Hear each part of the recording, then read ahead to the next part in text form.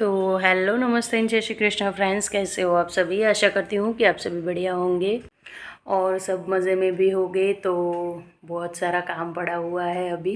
पहले आप लोगों के साथ थोड़ी फेस टू फेस व्लॉग की शुरुआत कर देती हूँ। सोचा आज अच्छे से कुछ, और उसके बाद अब करते हैं आगे के काम। तो वैसे आलस वालस सब कुछ छोड़ दिया है सुबह का मैंने। आलस के साथ तो काम हो ही नहीं सकेगा। हाँ, नींद आ रही है क्योंकि कल रात को ना अच्छे से सो नहीं पाई थी। 2 ढाई बज गए थे सोते सोते। मुझे लेट हो गया था। हस्बैंड की ड्यूटी कुछ ऐसी है कि वो 12 बजे 11 बजे खाना खाने को आते हैं, फिर चले जाते हैं। तो टाइम नहीं बचता है मेरे पास बहुत ज़्यादा, मतलब कि टाइम नहीं बचता है, नहीं, टाइम ओवर हो जाता है सोने का। जिस टाइम पे 10 बजे हमें सोने की आदत है, 10 बजे सोना भी चाहिए, लेकिन सो नहीं पाते। 10 बजे का टाइम चला जाता है, उसके बाद फिर नींद नहीं आती। तो उसी चक्कर में 2 बज गए थे। आप लोगों को थोड़ा थोड़ा मेरी आंखों से लग रहा होगा। कोई नहीं, चलिए अब करते हैं घर के काम और हो जाते खूब सारा मोटिवेट। तो चलिए लग जाते हैं अपने घर के कामों में, क्योंकि फिर से एक प्यारी सी सुबह हो गई है और बच्चे चले गए स्कूल। मेरा थोड़ा बहुत हुआ है काम, थोड़ा बहुत बाकी है। वैसे तो बहुत सारा बाकी है, नहाना धोना पूजा पाठ ही हुआ है। और ये देखिए, आप देख सकते हैं हाल कुछ ऐसा है किचन का इस टाइम पे। होता है सुबह सुबह, तो मेरा रोज़ का है यार। आप लोगों का होता है कि नहीं मुझे ज़रूर बताना। कल शाम को सब्जियां लेकर आई थी, वो भी वहीं के वहीं पड़ी है। क्योंकि होता ये है ना कि मैं ना बिल्कुल, आप ऐसे बोल सकते हो कि एक ना मॉर्निंग पर्सन हूँ। मॉर्निंग में मुझसे जितना भी काम करवाया जाए मैं कर लेती हूँ, लेकिन जैसे जैसे इवनिंग होती है ना, मुझ में हिम्मत कम होती है। तो मैं क्या करती हूँ पता है, जो शाम के काम होते हैं ना बड़े बड़े से, वो दूसरे दिन के लिए ही रख देती हूँ और दूसरे दिन मॉर्निंग में फटाफट से मैं कर लेती हूँ। देखिए, अगर हर होम मेकर का ना ये रोज़ का कामकाज होता है। हम लोग सुबह उठते हैं, शाम तक काम करते जाते हैं, बिना किसी हेल्प के, बिना किसी, हमारे लिए कोई ना ही कोई मोटिवेटर होता है, ना ही हमें आगे बढ़ाने के लिए किसी का साथ होता है। हर कोई हमसे यही चाहता है कि बस हम लोग घर में रहें, घर के काम करें, बच्चों को संभालें, घर वालों को संभालें, और बस यहीं पे हमारी ड्यूटी और जिम्मेदारी और हमारी जो जीने की वजह है, बस सब कुछ यहीं तक सीमित हो जाए। लेकिन अगर आपको लाइफ में कुछ करना है, आपके अपने अरमान हैं, तो हमें उन्हें दबाना नहीं चाहिए, बल्कि उनको आगे लेकर जाना चाहिए, ताकि मुझे और आप लोगों को, यानी कि हमें देख के ना कोई हमारे जैसे भी एक या दो औरत ऐसी होगी जो उठकर आएगी और खुद के हक के लिए। मैं ये नहीं कह रही हूँ कि आप अपना घर छोड़ दीजिए, गृहस्थी छोड़ दीजिए, वो हमारा कर्तव्य, हमारा फ़र्ज़ है। हमें वही करना तो करना ही है, चाहे किसी भी हालत में हो। और एक लेडीज़ है अपनी फैमिली से बहुत ज़्यादा अटैच होती है, बच्चों से, हस्बैंड से, अपने फैमिली से। उसके लिए ना सबसे पहले उसका घर होता है। लेकिन ये, इसका ये मतलब बिल्कुल भी नहीं है कि आप खुद को दबा दो, खुद के लिए कुछ भी ना करो। मैं भी वही कर रही थी सालों से, मतलब कि जब से शादी हुई थी तब से ना वही कर रही थी। फिर कभी कभी मन में ख्याल आता था कि यार मैं क्या थी, क्या हो चुकी हूँ, मुझे कुछ करना चाहिए खुद के लिए। बच्चे और हस्बैंड तो है ही है। 8 साल तक जॉइंट फैमिली में रही मैं, 8 या 9 साल तक। उसके बाद हस्बैंड का जॉब लगा और वो, हम लोग यहाँ पे रहने के लिए आ गए। उसके बाद भी मैंने एज़ इट इज़ वही शेड्यूल अपनाया, क्योंकि ना हो जाता है अपने साथ एक, कि हम लोग ना एक एक ढांचे में ढल जाते हैं कि बस हमें बच्चों को संभालना है, हस्बैंड को संभालना है, घर पे रहना है और कुछ नहीं करना है, घर के काम करने हैं। चलिए वो बात बाद में बताती हूँ, पहले ये क्या है बता देती हूँ। तो मैंने ना हस्बैंड के लिए मंगाया है एक सरप्राइज़ गिफ्ट। उनको पता बिल्कुल भी नहीं था, अपने फ्रेंड से ही मंगवाया था मैंने ये ऑनलाइन ना, एक वॉच जो मुझे अच्छी लगी थी। तो कभी कभार ना इस तरह से वो लोग भी यार दिन भर मेहनत करते हैं, हमारे लिए इतना कुछ करते हैं, तो फिर हमारा भी फ़र्ज़ बनता है। और पता है मैंने कितने बजे दिया? ये रात को 12 बजे जाकर उनको दिया था, क्योंकि वो आए थे ही इतने लेट थे और सच में बहुत ज़्यादा खुश हो गए थे। यार सुबह से शाम तक वो आते, सिर्फ दिन में 2 बार खाना खाने आते हैं, कभी कभार तो खाना खाने भी अच्छे से नहीं आते। इतना सब कुछ करते हैं किसके लिए? मेरे और मेरे बच्चों के लिए। तो फिर मेरा भी फ़र्ज़ बनता है कि उनके लिए कभी कभार कुछ किया करो। और मुझे तो वैसे भी ये सब चीज़ें बहुत अच्छी लगती है।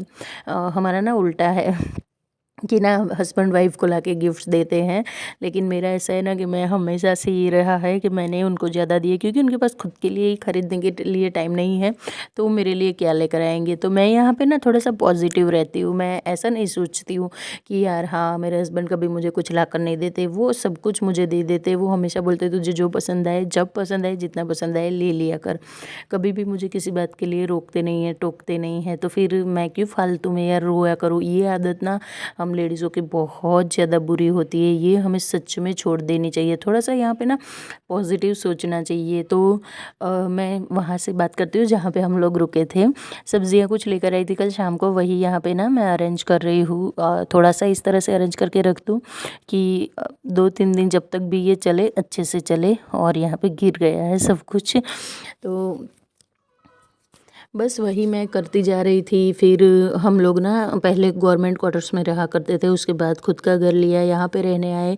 तो क्वार्टर्स में ऐसा होता है ना कि सबके साथ रहना होता है, पास पास में घर होते हैं, बहुत सारी लेडीज़ के साथ बैठना उठना, सबके साथ रहना, ये मेरी हैबिट बन चुकी थी। अब यहाँ पे आए, सेपरेट बंगलो था, यहाँ पे कोई भी नहीं होता है, लेडीज़ ही सारी वर्किंग वूमन है, किसी के पास भी टाइम नहीं है बैठने का या फिर फालतू का। तो मेरे पास तो बहुत ज़्यादा टाइम हुआ करता था, बच्चे चले जाते थे स्कूल, हस्बैंड चले जाते थे अपनी ड्यूटी के काम पे, और मैं अकेली घर पे रह जाती थी। इतना ज़्यादा बोर होती थी, इतना ज़्यादा बोर होती थी कि मुझे ना खुद के ऊपर गुस्सा आता था, मतलब कि मैं एक डिप्रेशन में चली गई थी।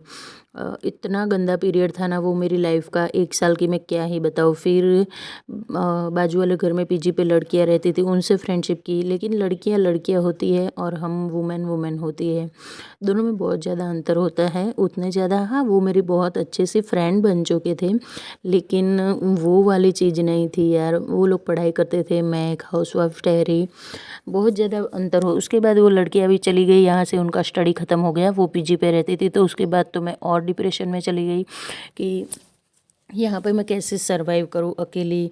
तो फिर मैं ना यूट्यूब खोलकर देखने लगी, दिन भर यूट्यूब पे ना वीडियोस देखती रहती थी। उसके बाद ना फिर एक दिन मैं ऐसे ही सर्च कर रही थी कि घर को साफ़ सुथरा कैसे रखे, ये वो। तो अब ना ये जैसे मैं व्लॉग बनाती हूँ, बिल्कुल उसी टाइप के व्लॉग्स मेरे सामने आए। तो मैंने 1 साल तक तो देखना कंटिन्यू ही करा, कुछ सोचा नहीं। लेकिन फिर मुझे पता चला, तब तक तो पता भी नहीं चलता था, पता भी नहीं था कि यूट्यूब से अर्निंग भी होती है। फिर मुझे लगा कि यार क्या ही फालतू में टाइम वेस्ट करना, घर पे ऐसे ही बैठे रहती हूँ मैं, दिन भर बोर होती हूँ। उससे तो अच्छा है कि मैं अपना ना कोई टाइम यूटिलाइज़ करूँ, और घर पे रह के खुद के लिए काम करने के लिए और 5 पैसे कमाने के लिए सबसे बेस्ट प्लेटफॉर्म मुझे यूट्यूब लगा। और उसमें भी ये वाली चीज़ कि हम लोग दिन भर, सबकी ना लाइफस्टाइल अलग होती है, सबका जीने का तरीका अलग होता है, सबका रहने का तरीका अलग होता है।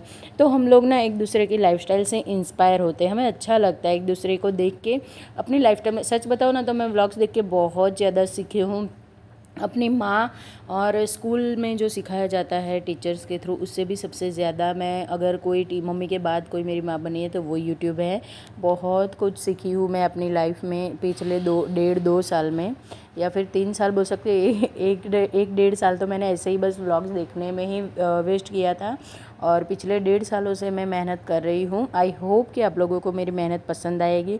अगर कुछ भी पसंद आता है तो प्लीज़ चैनल को सब्सक्राइब करके जाना, और एक प्यारी सी लाइक और कमेंट ज़रूर कर देना, ताकि मुझे भी मोटिवेशन मिलता रहे। हो सकता है मेरी लाइफ से भी आप लोग रिलेट करते हो, आप लोगों को भी ना मेरी लाइफ से इंस्पायर होते होगे, शायद आप लोगों को भी कुछ पसंद आता होगा मेरी लाइफ स्टाइल में से, कि हाँ इस तरह से ये करती है तो मैं थोड़ा अपना ये चेंज करूँ। तो वो भी कमेंट करके ज़रूर बताना कि आप लोगों को क्या अच्छा लगता है और मुझे क्या सुधार करना चाहिए, ये भी बताना। एवरी मंडे को, ये पिछले मंडे का व्लॉग है, तो एवरी मंडे को मेरा ये रूटीन रहता है कि मैं सोफ़ा और जितनी भी चीज़ें घर में इस तरह की होती है जहाँ पे झाड़ू नहीं जाता है, उसको उसकी जगह से हटा के अच्छे से क्लीनिंग करनी, ये मेरा मंडे का रूटीन है। क्योंकि सैटरडे संडे होता है ना कि अच्छे से क्लीनिंग नहीं होती है घर की, घर पे बच्चे हस्बैंड सब लोग होते हैं, और उन लोगों के होते हुए आप डीप क्लीनिंग कर सको ये तो पॉसिबल ही नहीं है। आप कितना भी सोफ़ा के नीचे, अपने टेबल के नीचे झाड़ू लगा लो, पोछा लगा लो, लेकिन एक ये जो क्लीनिंग होती है ना डीपली हम हटा हटा के करते हैं, वो आपको सेटिस्फेक्शन नहीं मिलेगा उसमें। तो मेरा सेटिस्फेक्शन वाला काम होता है मंडे को। आप लोग कौन से डे को काम करते हो वो भी ज़रूर बताना।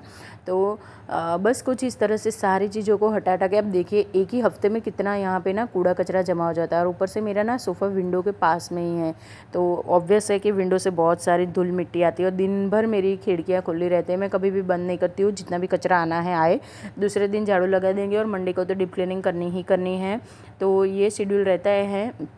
और ऐसे में ही अच्छे से साफ़ सफाई अगर की हो जाती है, कभी कभार तो ज़रूरत से ज़्यादा भी हो जाता है ना हमारा, एक के बाद दूसरा, दूसरे के बाद तीसरा, तीसरे के बाद चौथा। किसी दिन भूत आ जाता है काम करने वाला, तो वो भी मुझ में आ जाता है, हर लेडीज़ में आता है। किसी किसी दिन बिल्कुल नहीं कर पाते, लेकिन किसी दिन ऐसा होता है कि ज़रूरत से ज़्यादा काम करते हैं। तो फ्रेंड्स, ये था मेरा आज का छोटू सा वीडियो। आशा करती हूँ कि आप लोग थोड़े से इंस्पायर और मोटिवेट हुए होंगे।